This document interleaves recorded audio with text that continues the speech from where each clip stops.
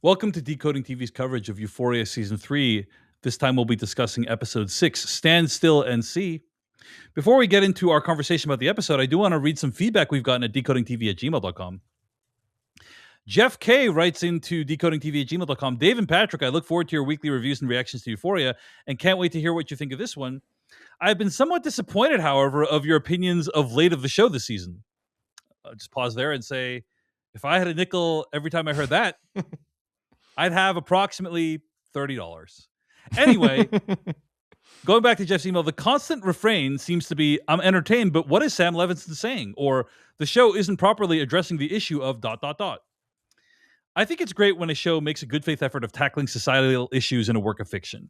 The first season of Euphoria did it the best of its 3 seasons.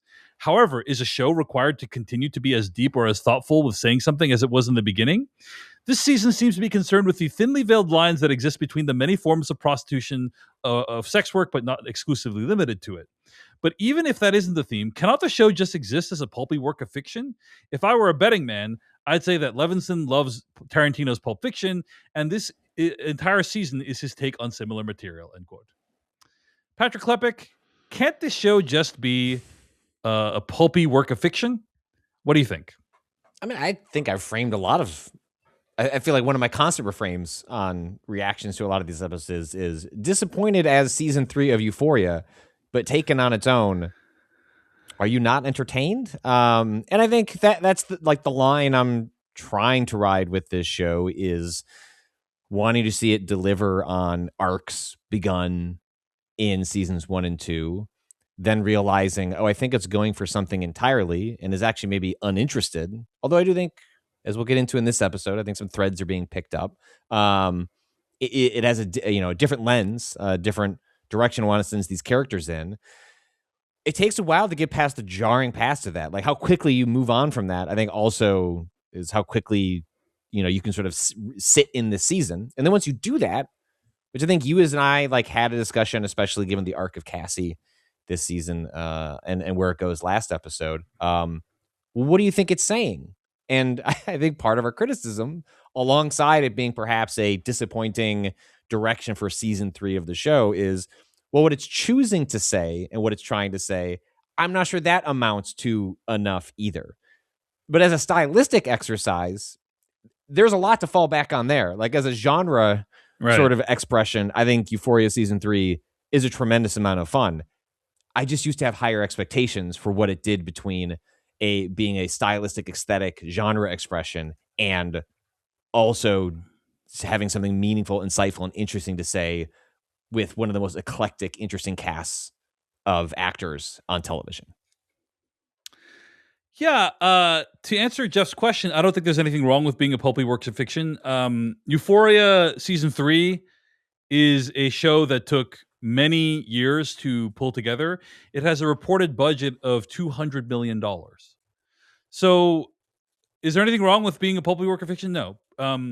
Do I hope that when you're pulling together some of the finest actors of our generation and spending $200 million, that you have something and using the trappings of a Western?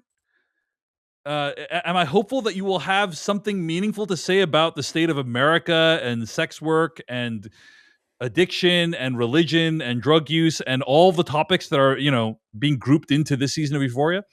Yes, I do hope that you have something interesting and meaningful to say. I'm very open to being disappointed. That seems to be my mode on about 60% of Decoding TV episodes. but I'm totally fine with it. I'm totally fine with being disappointed and it not having something to say. But I don't think, as you said, Patrick, I don't think it's wrong to try to assess what it might be trying to say. And we are also very realistic that despite how seemingly incoherent this season seems to be, it is still largely pretty entertaining. On a moment-to-moment experience, there are some really interesting visuals and pretty intense moments between the characters. And so as a viewing experience, it's definitely worth checking out. But yeah, at the end of the day, is it going to amount to much? We spent $200 million and brought back all these amazing actors. And is it really going to have a thematic impact on the cultural conversation about any topic? it's looking less and less likely. I mean, we only have 2 episodes left to go, and you know, none of this is coming together really in any compelling way so far. But again, moment to moment, like individual plot lines, like there are some nice moments, and we'll talk about them. And just one final point there. Yeah. This will never happen again. Yeah. I was we were on different sides of this, where like you believed in your heart that Euphoria season 3 wasn't going to happen. I was like, Yeah. I think there's a window of enough money, and I think you could shoot the gap on this. That doesn't happen after this. Like Euphoria season 3 was the moment to, maybe in 10 years, like maybe there's a reunion of these actors at some point. I'm not willing to, but in terms of seeing another season of Euphoria with this same collection of actors again is not going to happen. And so inherently you cannot help, but from my perspective, be disappointed by, I don't know if you're going to capture lightning, but I wanted you to capture something, because you're not going to be able to capture these people ever again. And it's unfortunate, at least at this stage in the season, for there not to be more going on. Though, as we'll get into, I'm a little more up at where we're at in the season now than I have been at different points. Well, what did you think overall of this episode, season 3, episode 6, Stand Still and See, Patrick Klepek?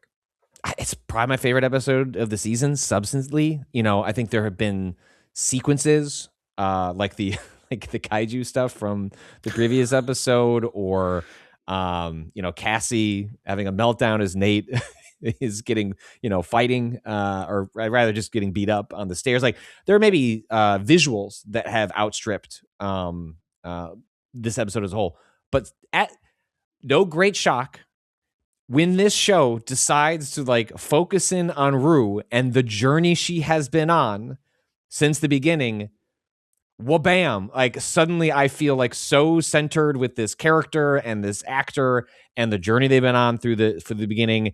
And is it just barely holding all of that together and like making that a coherent like narrative from seasons 1 to 3? It is, but Zendaya sells it. And you combine that with an absolutely exceptional like opening sequence about the origin story of Alamo Brown, which is just, this is just the show at its best doing things like this. I came out suddenly thinking, I don't know if there's going to be a great season of television, but you're now back in the realm of possibility that we're going to land this plane in a really interesting way, which is an upsetting place to be, because instead of just between this letter and how I felt about the episode, like, all right, I've just accepted that the show kind of ended for me at the end of season 2. That's okay. And like, this is just a bonus. Now I'm like, are we cooking? Are we cooking? Like, could there be something here at the end? So I'm fascinated did you react as positively to this one as I did, where suddenly I had some, maybe not faith, but hope that Euphoria season 3 could be something more than a pleasing aesthetic mess? I definitely think the Alamo Brown origin story is a high point. I mean, you have future X-Files star Daniel Detweiler as Alamo Brown's mom. It's very similar in some ways to the opening sequence of season 2 of Euphoria, where we find out Fez's origin story. There seems to be a through line that, hey, the women that raised you make you who you are, basically, is kind of what, if I take these two flashbacks together, it's like, in the case of Fez, it was his grandmother that raised him, and in the case of Alamo Brown, it was his mom. And these stories obviously indelibly shaped these characters. And yeah, I mean, it's a very effective opening sequence, right? It's just like, okay, vivid, and the details are like, it's shot beautifully, and the acting is great, and the moral of the story lands with this emotional gut punch that kind of helps you understand a character that we see in the show. It's well done. It's well done. So yeah, I like that. But yes, I will say that the whole Los Angeles storyline, which has been like not Los Angeles, the show business storyline, which has been a significant part of this season, is pretty bad in my opinion. Like it feels like it's making fun of show business, which is fine, but it doesn't feel like it's doing so in a particularly insightful way. Like, I don't think I'm learning anything from this that I haven't learned in a much better fashion in other shows or whatever. Well, it seems to be jettisoning And well, with the stroke of a delete key, like I'm not saying that this show was saying the most insightful things about sex work, but it was setting out a tapestry of topics it wanted to interrogate. And maybe some of that is still going to be here, but at least through the lens of Cassie, it's like, nope, she's going to irritate her sister by improv acting her way into a show. And I'm like, I don't know if that's the most interesting endpoint for this story. Yeah. Yeah. Well, let's talk about what actually happens. Okay. So, as we've discussed, right, we get this flashback with Alamo Brown, and his mom, played by Daniel Detweiler, befriended a man that she hoped would provide some emotional and financial stability for the family. His name is Preston, and he has scars from when a vat blew up at his job. Eventually, he scores a settlement, and Alamo Brown's mom takes full advantage of the situation. She, gets this extremely well furnished house with a lot of the belongings and possessions that she wants in life.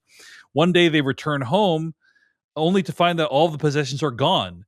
And you at first think it's a thief that's taken them, but in fact, what's occurred is that his mom has engineered a heist with her former lover, and she then takes Almo to go live with her former lover. She doesn't want to be with this Preston guy. And it's at that point that Almo decides he's never going to let a woman trick him ever again, which is why he buries Rue in the desert and almost caves her head in with a golf club. Patrick, huge cliffhanger end of last episode. Is Rue going to survive? As we predicted very comfortably, yes, she did survive. She lived. I know it's a shock to everyone. Maybe consider not faking us out next time, Sam Levinson. Alamo's seemingly about to kill Rue, but she offers to call Faye and get the money back. Faye is amenable as long as she gets to keep some of the money, but she's in love with the guy in Laurie's crew, Wayne, who has been trying to get her pregnant and has given her a swastika tattoo. Jesus, Faye. Alamo meets with Laurie's crew, and they offer to give Alamo's stuff back if Alamo will transport 80 kilos of drugs across the border. Otherwise, they will send the contents of the safe to the FBI. Rue captures it all on tape, and the DEA tells her that she did a good job. Now, Patrick, I don't know if I really believe that Alamo would allow himself to be blackmailed in this way, but the point is, I guess, that he's not. He's initiating a plan to get the money back via Rue breaking into the safe. And so, that's resolved very quickly in terms of like, why would he allow himself to be taken advantage of in this way? But I didn't even believe it for like a split second. So I don't know why Laurie believes it. Anyway, moving on. Well, hold on. Just one point in that little sequence. Alamo, when Alamo wants to be intimidating, like the actor is so good. Yes. When the sequence where he gets Laurie to crap her pants, as he like you're extorting me and I'm agreeing to be extorted, but like let's not mince words about what's it's just a really great moment. And I think you mean it gets Laurie to crap her pants. Yeah, when they come to discuss like this exchange, and like he like pulls her close. Oh right, yeah. That was a really intense moment. Yeah, and like it's because he's all like he's one-liners until he's not. Yeah. And then the mood of a scene changes. This happens with Maddie later. Like his ability to go from like ha ha ha to I will end you is really unlike anything else. And it's just interesting because Laurie is played so kind of lackadaisical and right. distant, and yes, she associates with white supremacists. And so to find this moment where he really makes clear, aggressively where the cards are being held, I thought was an interesting moment between the two of them, given how much we know is happening in the backdrop of all this as well. Yeah, I think that's a great point. Rue confesses to Jules, who is in the middle of painting something, that she wants a family, but then things get tense when Rue confronts Jules about the reality of her situation. Patrick, I'm on record as saying I think where the show went wrong in season 2 was it lost sight of the Jules-Rue relationship. And I'm glad that the relationship gets a little bit more development this season, but I have yet to see this play out in a way that makes a lot of sense to me. Like, why is Rue judging Jules? Like, what is even going on here? Because it's not like Rue's career decisions are especially wholesome. You could say, oh, it's because she really loves Jules and wants her to break up with Ellis and run away with her. But I don't think the text of the show really supports that very much. So I just feel like Rue is acting in somewhat nonsensical ways when it comes to Jules. Tell me if I'm wrong, Patrick. Like, what do you think? Like, does this strike you as a believable friendship slash relationship slash situationship going on here? What do you think? No, I think the show's, utterly wasted Jules as a character this season. Like, if anyone has been the most underserved, it has been Jules. And this little exchange is, I mean, Jules' reaction is sort of like, Rue's got a point, about like your situation, but also it's real rich coming from from Rue. Like, very difficult to take much of what comes out of her mouth too seriously, especially if you're thinking of it from Jules' perspective. But yeah, I mean, it's always interesting to get those two in a room with one another, but I just can't take any of their arc really seriously, unless it's like where they're potentially going to land it here, which is, did we just see the last scene between Jules and Rue, which was effectively a breakup scene? And that, part of what Jules keyed on earlier in the show was, we can't be together if you're ever going to be like the best version of yourself. Like, this isn't a relationship that is aiding like the help that you need. And that remains true. And so if you take what Rue says at face value, that like, I believe her. I believe she wants to get better. She wants to have a different set of problems. And it sounds like there's at least a version of her, sending all these people to jail and caught will be a way of sweeping on, clearing the board for her to, start over effectively. That's probably best without Jules in her life and without Rue and Jules's life. I'm just frustrated at how we arrived at that moment in this season. Less so frustrated at that being perhaps the conclusion of those two characters being in one another's lives. Yeah, I think it's a great point. And I think it's an open question. If this is the end of the Rue Jules relationship, I have to say it's like pretty unsatisfying. I'm going to put that out there. Like, it doesn't feel like this kind of their plot lines this season played this out to a logical conclusion. Where I do think the show does work, though, is Rue's desire for something beyond her current life. And she expresses in this episode multiple times, she's looking for a family. She's looking for a reason to live beyond herself. She's hoping to find it in religion. And there's something that Rue represents about the modern American condition that I do think is compelling, right? Like that Americans specifically, I think, are often looking for something beyond their current life circumstance to satisfy them. And I do think we see that in the Rue storyline. There's this amazing call that Rue has with her mom. It's kind of strange because it really does feel like they did not shoot these scenes at the same time, with Rue and then her mom, Leslie, played by Nika King.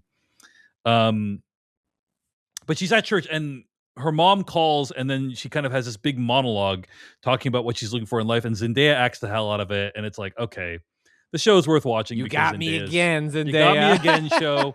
You got me again. Like, ultimately, like, one of the questions that like Rue is always struggling with, like both like when she goes to meetings, is the question of forgiveness and absolution. Like, other people saying they forgive you, do you forgive yourself? Like, where do you find, like, where do you, where along that process are you, and where are you allowed to finally relieve yourself from the burdens of your past mistakes to build on top of them, bury them? They're never fully behind, but like, your life is not defined by your worst moments over a period of time. And that seems to be where the show is tracking towards, in like a very like sort of messy, goofy way, by like what Rue's gotten involved in season 3. But that is in conversation on a much higher stakes level with the emotional high stakes of seasons 1 and 2, which is, she is a drug addict and she has hurt the people she loves the most in her life. And you look at her and like, she does want to get better, but she has to forgive herself and allow others to forgive her to find a new equilibrium. And how do you go and start that journey? And it feels like maybe that's where we're headed with season 3, is a lot of fireworks, but Rue coming to a place. Religion might open the door, but it doesn't mean you have to, believe it. I think that's partially where this is probably all ending up, is religion can feel like a shortcut to absolution and forgiveness. that's something she's got to do on her own. Maybe religion helps you get there. Mhm. I'm not discrediting that as a tool for people who find that useful. I'm not sure I believe that Rue is actually God-fearing as much as, if God could just tell me I'm forgiven, Right. can't I just move on with my life and start over and not feel like shit all the time? And I think where she's going to end up is, that's something you got to do for yourself. And Perhaps. I mean, that is the good news of the gospel, Patrick Klepek. mhm, You know, it mhm. is that you are forgiven. So I don't think, I think if that is where that ended up, that would be a fair representation of what that is. Now, we should point out at the end of the episode, Rue is run off of the road, and when she gets out of the car, she witnesses a burning bush. Now, Patrick Klepek, what do you know about the burning bush as a concept? Well, fill me in. I know, like, back in my Sunday school days, I Right. might have had a better shot at it. Well, I think I remember, first of all, like, one of the most popular depictions of the burning bush is in the Charlton Heston movie, The Ten Commandments. I Mhm. remember when, like, once a year, it was like Thanksgiving or whatever time period, like they would air the Ten Commandments in its entirety on like ABC or something, and it was like a yearly ritual for my family. We would like all gather around the TV and watch the Ten Commandments over and over again. And there is a scene where Moses talks to God in the form of a burning bush, and he's basically, a burning bush shows up to Moses while he's in the desert, and it's God talking to Moses, and he says, "Hey Moses, you need to lead my people out of Egypt and lead them out of the bonds of slavery." And the idea is that he's watching this burning bush that burns but is not consumed, right, by the fire, and that's how he knows that it is divine. So Rue then at the end of this episode sees a burning bush, right? Is that her communing with God somehow? Like she's seeing God in a way that she hasn't before. That's what the show is trying to indicate. Now, what exactly that means, I don't think we'll know until next episode, so we'll talk about it more then. But like, she gets out of the car, she witnesses a burning bush, you know, is a thing that happened in this episode. And the burning bush represents basically God talking to you. God taking a physical manifestation in our world and talking to you. All right, let's talk about the LA Knight storyline. Cassie shoots her scene from LA Knights, but the lines trigger some PTSD for her. And people end up being impressed by Cassie's acting ability, and she lands a role on LA Knights if she can delete her OnlyFans. Lexi is not thrilled with this development, but gets more excited when she discovers that she is the one that's been tasked with writing Cassie's arc. Patrick Klepek, what did you think of these Cassie scenes and this whole arc or this whole subplot with LA Knights? The idea of like these Hollywood saviors coming to like save a woman from the poor decisions she's making with her body that seem to be fully informed on Cassie's part, however naive she comes across because of like her personality. I don't know what the show was trying to say. I don't know if the show was trying to say the Hollywood people are out of touch. Right. I don't really know. Right. Are we meant to view them as self-deluded in what they're like? Sharon Stone and her Right. colleague are like self-deluded in their actions? Or are we meant to view this as a good thing? Or it's like, hey, it's just two different flavors of the same thing. Don't you see? OnlyFans and acting for LA Knights, they're really the same thing. You know, it's So that's like messy in the ways that I think all of this season's commentary or insight into what it means to be a sex worker or even like sex worker adjacent, in modern society through these different platforms. Like, I got to admit, like oftentimes when I'm watching these scenes, I'm like, I can't wait till tomorrow to read a really informed essay on like what this says, because it's slightly out of my depth. And also I just don't feel the show is very clear about what it's trying to say. And I think that gets further muddled in this scene. But again, Sydney Sweeney gets another really great moment. Like that sequence that she has where we finally get some real introspection from her about her relationship with Nate, despite so much of where they're at as a couple happening off screen, like not as part of the show. It's either inferred or just unsaid. Choosing to have all of that expressed in accidental improv during, like, I think that is a brilliant bit of theater. Like, she's really good at it.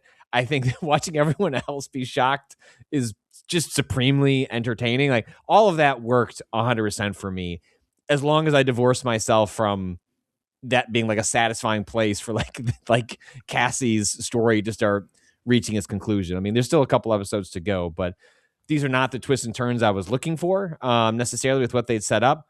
But I always have to hand it to Sydney Sweeney when she again, she just knocks this part out of the park with, acting wise.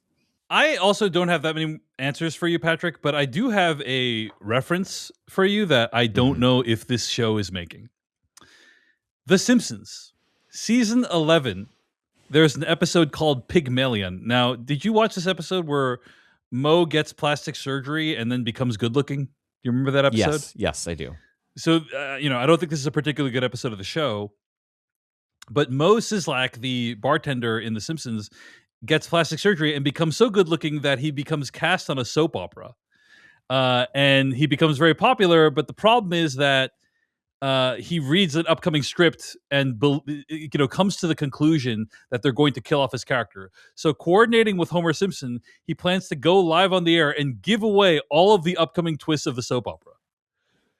And while he's doing this, like he's completely blowing up all the plans, and there's a woman who is like running the live soap opera broadcast, and the guy's like, everyone's like, holy crap, I can't believe Mo's doing this.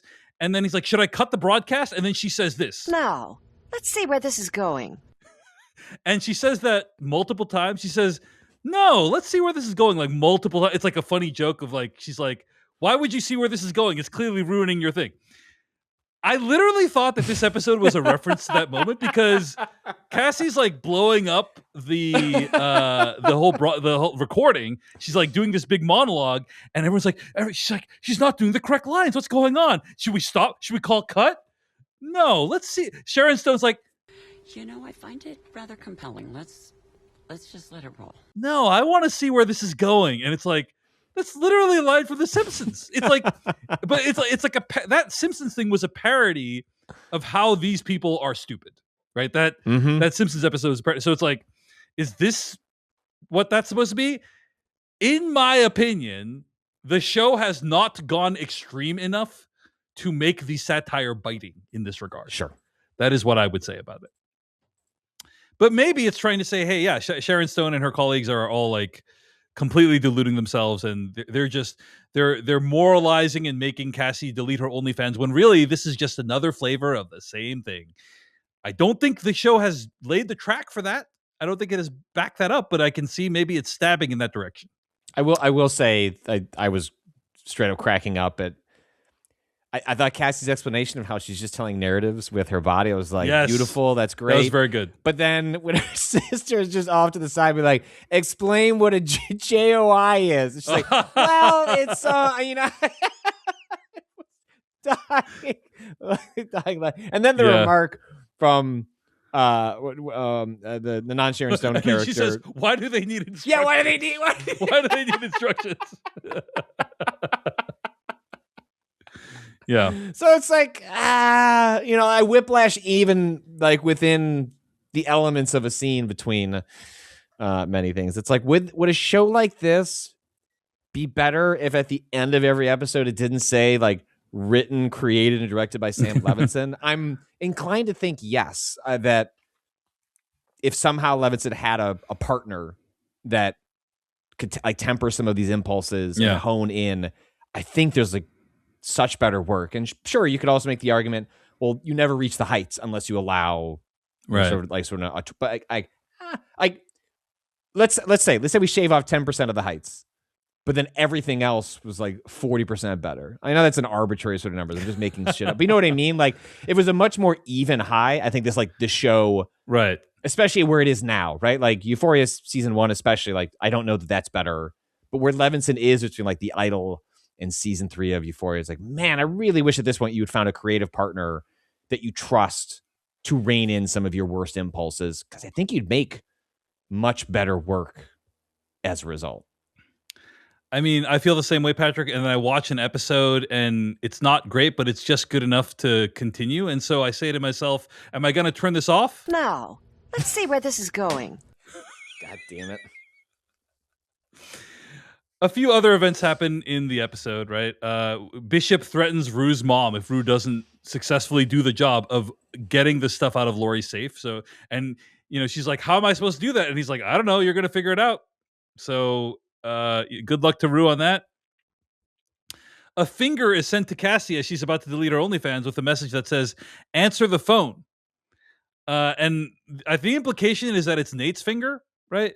Mhm. But then it's very strange because we see what I guess is a flashback to Nate kicking the endangered flowers on the Sunsletters community site before being approached by one of the loan shark people.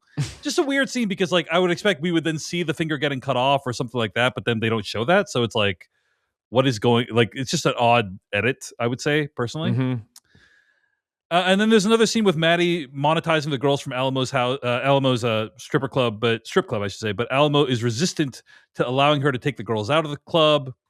And you know, Patrick, Alamo's got to learn. Sometimes you got to spend money to make money. That's all I got to say about that. Any other thoughts on the episode of Euphoria, Patrick Klepek?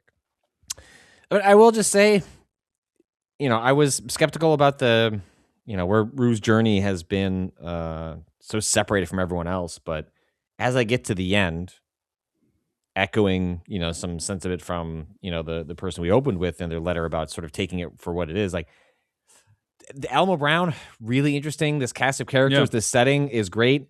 Ultimately, I think this would have been, I wish we had spent more time here. I wish the entire season 3 had sort of just, do we need Cassie? Did we like Maddie? If it was just like Rue and Maddie, and maybe somehow they find a way to give us updates on like what happened with these other characters, but ultimately Euphoria was a show about Rue. We're going to follow Rue and we're going to hone, imagine having expanded out this, even with the Lori stuff, all that could have stuck around, and maybe that would have given avenues to check in on everybody else and give little updates. But I can't help to look at this like this was a cool world to play with, and I ultimately would have preferred to have just spent more time here than less. I'm in complete agreement with you. And I think the fragmentary nature of this season has really prevented some of the subplots from having as much impact as they could have. Hey everyone, David Chen here. Thank you so much for watching that video from Decoding TV. If you want to get an audio version of the show, all you got to do is go to podcast.decodingtv.com. And if you want to support what we do, get ad-free episodes of the podcast and also bonus episodes of the podcast, go to decodingtv.com and become a paid member. Of course, you can also like and subscribe for more. We appreciate it. Thanks. See you later.